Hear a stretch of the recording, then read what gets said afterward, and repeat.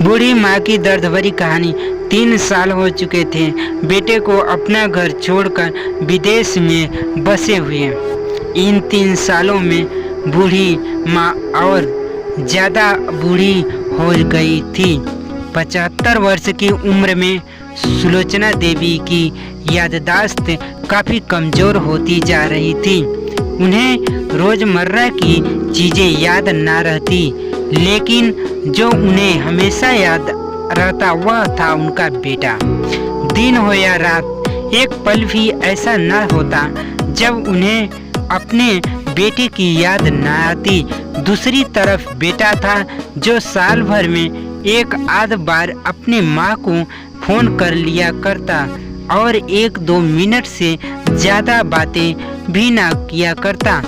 फिर भी यह बूढ़ी माँ टकटकी लगाए अपने बेटे का इंतजार करती रहती। एक दिन बेटे का विदेश से फोन आया। हेलो हेलो, सुन रही हो ना माँ? अनिल बोल रहा हूँ। तुम्हारा बेटा। कैसी हो माँ? मैं ठीक हूँ बेटा। तुम बहू और मेरा पोता कैसा है? माँ ने पूछा। सब अच्छे हैं माँ। मैं अगले हफ्ते गांव आ रहा हूँ माँ, तुम्हें लेने। अब हम सब साथ में ही लंदन में रहेंगे माँ। तुम्हारी बहू कह रही थी माँ को यहाँ पर लेकर आओ, बेचारी अकेली वहाँ परेशानी होती होगी। बेटे ने कहा। माँ की बूढ़ी सूखी आंखें आंसुओं से भीग गई। उसके कमज़ोर शरीर के नस नस में खुशी की लहर दौड़ गई। बेटे और बहू का अपने प्रति प्रेम देखकर माँ का मन खुशी से भर आया। बेटे ने आगे कहा। माँ तैयार रहना माँ, मुझे ज़्यादा दिन छुट्टियाँ नहीं हैं। जिससे जितने पैसे लेने हैं लेकर रखना। तब तक मैं प्रॉपर्टी डीलर से बात कर लेता हूँ।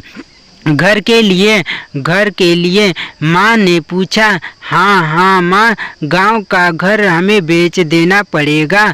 अब हम एक साथ में ही रहने वाले हैं, तो वहाँ का पर घर रखने का मतलब नहीं है माँ, बेटे ने कहा। बुढ़ापे की वजह से ठीक से चलने में असक्षम माँ ने पूरे मोहल्ले में घूम कर अपनी इस खुशखबरी को सबको सुनाया। सभी को खुशी हुई। सबको लगा माँ जी के आखिरी दिन अपने परिवार के साथ खुशी से बीत जाएंगे। घर वापस आकर माँ ने अपने घर के कोने कोने को ऐसा देखा जैसे वहाँ अपने दूसरे बेटे को देख रही हो। देखे भी क्या ना, उस घर को अपने बेटे से कम थोड़ी समझता था। अपने पति के साथ 40 साल यहीं तो बिताए थे, लेकिन अब मजबूरी थी। बुढ़ापे के आखिरी साल बेटे और बहू के साथ बिताना चाहती थी। दिल पर हाथ पत्थर रखकर घर बेचने के लिए माँ तैयार हो गई। इस वीडियो में दोस्तों आपको यहीं तक की कहानी सुना पाया हूँ। पूरी कहानी आपको अगले वीडियो पार्ट 2 में मिलेगी। वीडियो पे नए हो तो सब्सक्राइब कर लें।